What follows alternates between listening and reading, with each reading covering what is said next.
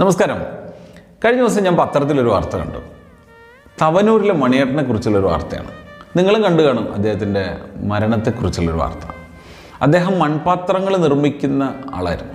അദ്ദേഹം ജീവിതത്തോട് പടപൊരുതിക്കൊണ്ട് ജീവിതത്തെ വളരെ കഷ്ടതകളൊക്കെ അനുഭവിച്ചുകൊണ്ട് ജീവിക്കുന്നൊരു മനുഷ്യനായിരുന്നു. അദ്ദേഹവും ഭാര്യയും 3 പെൺകുട്ടികൾ അടങ്ങുന്ന കുടുംബത്തിൻ്റെ അത്താണിയായിരുന്നു അദ്ദേഹം വളരെ കഷ്ടപ്പെട്ട് നിർമ്മിച്ച മൺപാത്രങ്ങൾ ഈ വരുന്ന സീസണ് പെരുന്നാളിനും വിഷുവിനൊക്കെ ആയിട്ട് അദ്ദേഹം വിൽക്കാനായിട്ട് കരുതിയിരുന്നതാണ്.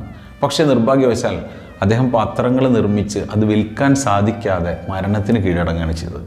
അദ്ദേഹത്തിൻ്റെ മൺപാത്രങ്ങൾ വീട്ടിലിങ്ങനെ അനാഥമായി കിടന്നു. ഓരോ പാത്രങ്ങളും അദ്ദേഹം വളരെ ശ്രദ്ധയോട് കൂടിയിട്ടാണ് നിർമ്മിച്ചെടുത്തിട്ടുണ്ടാവുക.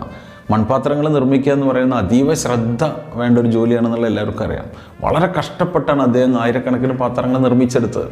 ഈ മൺപാത്രങ്ങൾ വീട്ടിൽ കിടന്ന് നശിച്ച് അദ്ദേഹത്തിൻ്റെ ഭാര്യയും 3 പെൺകുട്ടികളും എന്ത് ചെയ്യണമെന്ന് അറിയാതിരിക്കുന്ന ഈ സമയത്താണ് കുറ്റിപ്പുറത്തുള്ളൊരു സന്നദ്ധ സംഘടന, ഇല എന്ന് പറയുന്ന ഒരു സന്നദ്ധ സംഘടന ഇദ്ദേഹത്തിൻ്റെ ഈ മൺപാത്രങ്ങൾ മുഴുവൻ ശേഖരിച്ചു. അവരുടെ ഓഫീസിന് മുന്നിൽ വെച്ചു. കുറ്റിപ്പുറത്ത് ഹൈവേയുടെ സൈഡിലുള്ള ഇല എന്ന് പറയുന്ന സന്നദ്ധ സംഘടനയുടെ ഓഫീസിൻ്റെ മുന്നിൽ അവർ നിരത്തി വെച്ചു. എന്നിട്ടൊരു ബോർഡ് അതിൻ്റെ അടുത്ത് എഴുതി വെച്ചു. എന്താ, ആർക്ക് വേണമെങ്കിലും ഈ മൺപാത്രങ്ങൾ വാങ്ങാം. ഇതിൻ്റെ വില നിങ്ങളാണ് നിശ്ചയിക്കുന്നത്. നിങ്ങൾക്ക് എത്ര രൂപ വേണമെങ്കിലും നൽകാം. 100 രൂപയുടെ മൺപാത്രത്തിന് നിങ്ങൾക്ക് 500 രൂപ നൽകാം, 1000 രൂപ നൽകാം. 100 രൂപയുടെ മൺപാത്രത്തിന് 50 രൂപയും നൽകാം. നിങ്ങൾ എത്ര രൂപ നൽകിയാലും അത് മണിയേട്ടൻ്റെ ഭാര്യയ്ക്കും അദ്ദേഹത്തിൻ്റെ 3 പെൺകുട്ടികളുടെയും ജീവിതത്തിനുള്ളതാണ്. കുറ്റിപ്പുറത്തുകാർ അതാണ്ട് ഏറ്റെടുത്തു എന്ന് തന്നെ പറയാം. നിരവധി പേരാണ് മൺപാത്രങ്ങൾ ശേഖരിക്കാനായിട്ട് വന്നത്. മണിയേട്ടൻ്റെ കുടുംബത്തിന് താങ്ങും തണലുമാകാൻ വേണ്ടി അദ്ദേഹം വളരെ കഷ്ടപ്പെട്ട് അധ്വാനിച്ചുണ്ടാക്കിയ ആ മൺപാത്രങ്ങൾ ശേഖരിക്കാൻ വേണ്ടി, പണം കൊടുത്ത് വാങ്ങാൻ വേണ്ടി നിരവധി പേരാണ് ഇല എന്ന് പറയുന്ന സന്നദ്ധ സംഘടനയുടെ ഓഫീസിലെത്തിയത്. ഇല എന്ന് പറയുന്ന സന്നദ്ധ സംഘടനയുടെ പ്രവർത്തകർ അദ്ദേഹത്തിൻ്റെ ആ കുടുംബത്തിനോട് ഏറ്റെടുക്കുകയായിരുന്നു. അതുമായി സഹകരിക്കാൻ ഒരുപാട് ജനങ്ങൾ, നല്ല മനസ്സുള്ള ആളുകൾ, സുമനസ്സുകളായിട്ടുള്ള ആളുകൾ അതിനോട് പങ്കുചേരുകയായിരുന്നു. നമ്മുടെ മണിയേട്ടൻ ഇപ്പോൾ ഏതോ ലോകത്തിരുന്ന് ചിരിക്കുന്നുണ്ടാവും, സന്തോഷിക്കുന്നുണ്ടാവും. അദ്ദേഹം ഇതെല്ലാം അറിയുന്നുണ്ടാവും. അദ്ദേഹത്തിൻ്റെ മൺപാത്രങ്ങളെല്ലാം വിറ്റുപോയി. അദ്ദേഹത്തിൻ്റെ മൺപാത്രങ്ങളെല്ലാം വിറ്റ പണം തൻ്റെ പെൺകുട്ടികൾക്കും ഭാര്യയ്ക്കും കിട്ടി എന്നോർത്ത് അദ്ദേഹം സന്തോഷിക്കുന്നുണ്ടാവും. ഇത്തരത്തിലുള്ള സന്നദ്ധ സംഘടനകളെക്കുറിച്ചാണ് എനിക്ക് പറയാനുള്ളത്. ഒരുപാട് പേര് ഇലയെപ്പോലെയുള്ള, ഇല എന്ന് പറയുന്നത് ഒരു പ്രതീകമാണ്. മണിയേട്ടൻ്റെ കുടുംബത്തിന് മീതെ തണൽ വിരിച്ച് നിൽക്കുന്ന ധാരാളം ഇലകളുണ്ട്. ഇത്തരത്തിലുള്ള ഇലകൾ മണിയേട്ടനെ പോലെയുള്ള ഒരുപാട് കുടുംബങ്ങളെ സഹായിക്കുന്നുണ്ട്.